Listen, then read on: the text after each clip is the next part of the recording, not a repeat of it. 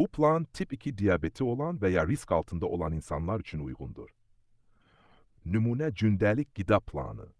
3 əsas və 2 ara yemək. Səhər yeməyi, 1 dilim tam buğda çörəyi, 1 qaynadılmış yumurta və ya az yağlı pendir. Tərəvəz, pomidor, xiyar, göyərti, 1 stəkan şəkərsiz yaşıl çay və ya darçınlı su. Ara yemək, 1 kiçik alma və ya 1 ovuc çiğ badam. Nahar, 1 porsiya qaynadılmış və ya sobada bişmiş toyuq induşka, 3-4 qaşıq bulgur və ya qara düyü. Bol tərəvəz salatı, limonlu, az zeytun yağı ilə. Ayran, duzsuz və az yağlı. Ara yemək, 1 stəkan kefir və ya yoğurt.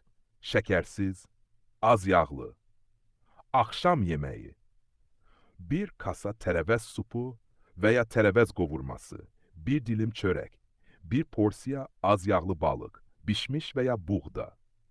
Vacib qaydalar, qətiyyən şəkərli içkilər, ağ çörək, yağlı qızartmalar və paketlənmiş qidalar yeməyin.